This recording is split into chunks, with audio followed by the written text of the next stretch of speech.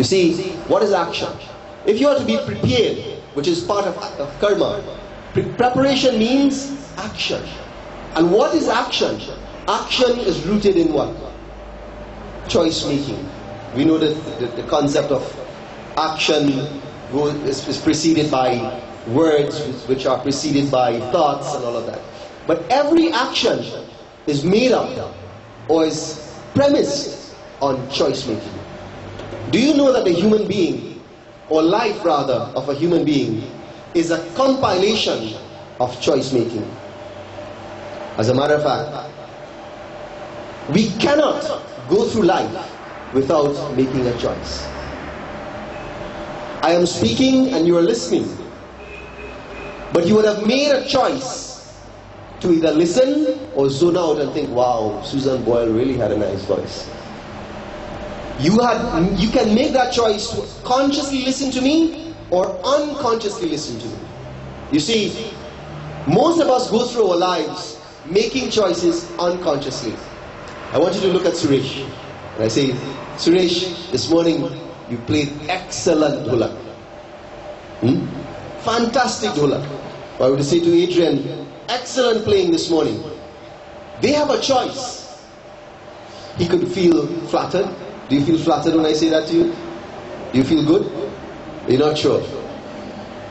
You see, many people, when they are complimented, they feel flattered. They don't make a choice, well, I will feel flattered based on that comment.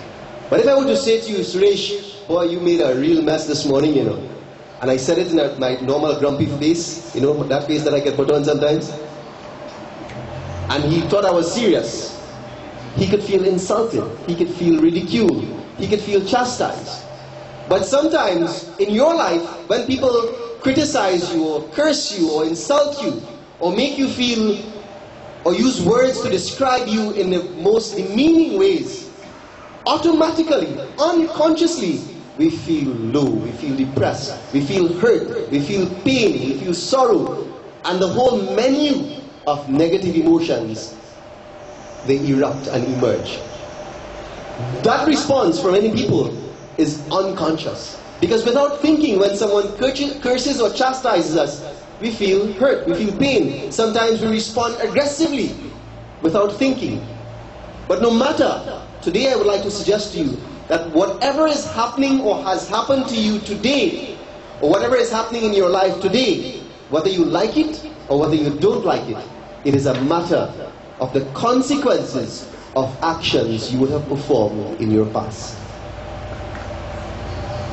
Why is it sometimes that bad things happen to good people? Why is it sometimes that we see children being born with a handicap? Does it make sense now? Is it that God made a mistake? Or is it the concept of action and the consequence of action being applied beyond the milestones of birth and death? When a child is born into this world with a handicap, we say, what did that child do to deserve such an inheritance, so to speak? When a child is born with a particular gift, when he can chant the entire scripture at the age of 2 without even being taught, where did that child get that ability? That child would have come into this world based on the baggage of pap and punya, merit and demerit. And what we enjoy or not enjoy in this world from the moment that we show up and we are born into this world, the minute that we are born, we start burning, we start working and depleting and exhausting and enjoying both our good and bad karma of the past. Today, I want you to know how to make right choices. If life is about making the right choices, we should not be making choices unconsciously.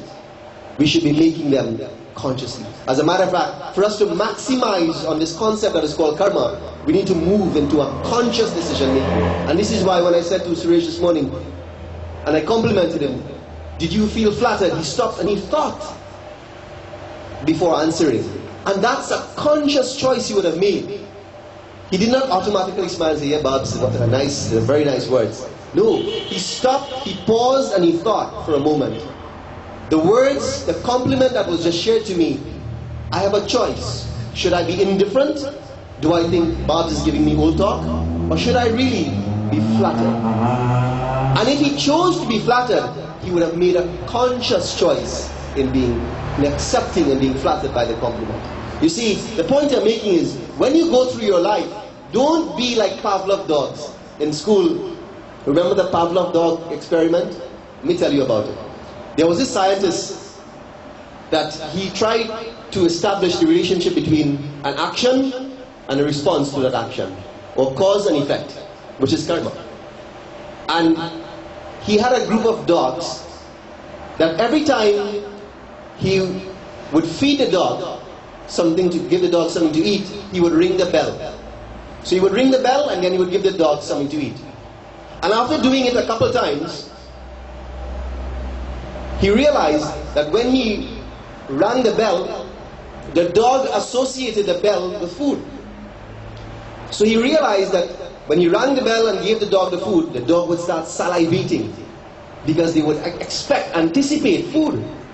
To the point where he stopped giving the dog food, and every time, weeks later, he rang the bell, the dog would salivate. The point is, the dogs were conditioned to respond in a particular way based on the ringing of the bell. They associated the bell with food coming their way.